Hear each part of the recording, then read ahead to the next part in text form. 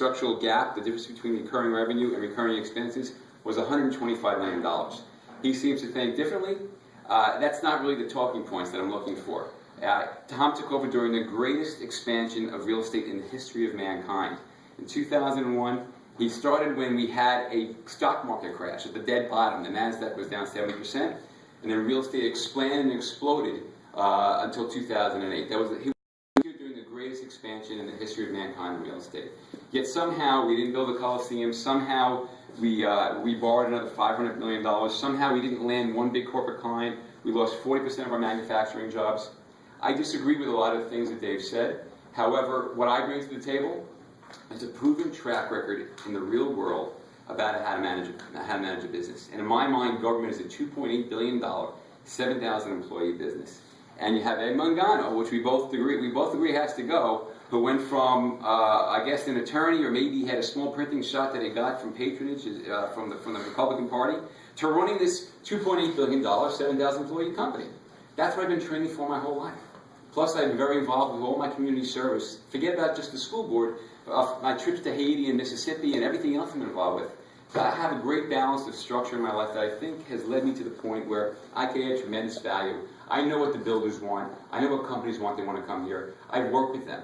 And I think I add a business aspect to this, almost like a mini Bloomberg, even though I'm about 6 inches tall in him.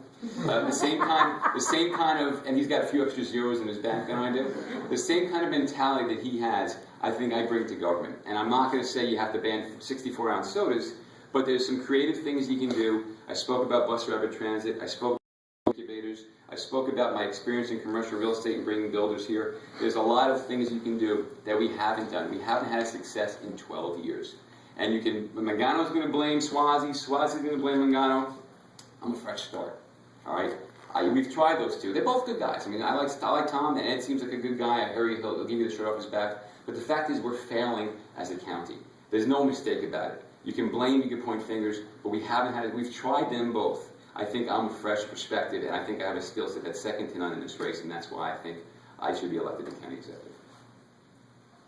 Down the back. Okay, I wanted to ask you a question about what would you deal in reference to social services, and especially services towards our handicapped population, because really it's abysmal. Abysmal. My wife actually, we both went back to school, and I just graduated with a master's in political science, believe it or not, and all my grades went on the refrigerator when I got A's.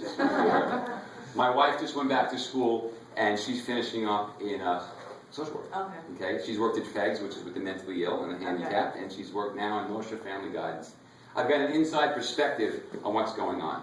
So Ed Mangano says he cuts services and he saves all this money, but here's what really happens. And we spoke about the poor and how they're underserved. An orphan, all right, no fault of this kid's own. He's an orphan. However, he's in the public school system. He wants to travel for the basketball team. So before, he used to get $50 put aside for sneakers to go and then have sneakers to travel for the basketball team. Well, Ed Mangano cuts it down to $20. You can't find sneakers after you pay for bus fare $20. I mean, there's so many things. There's 10,000 people in food stamps in 2008 in Nassau County. There's 40,000 now. There's a whole suffering, struggling, silent, poor, working poor middle class. And want to know what we're going to do? You spoke about handicap. I think that the bus system underserves the handicapped tremendously. There's no reason why there could be a separate minibus system. I think our veterans, a lot of them are mentally ill and handicapped, aren't getting the services they want. We have in Freeport this beautiful armory, which needs about $1 million to be fixed up, and that's why I didn't get a point to say when I said let's name the stadium something with a public company and take $1 million. I was going to take $1 million and put it into the Freeport Armory and create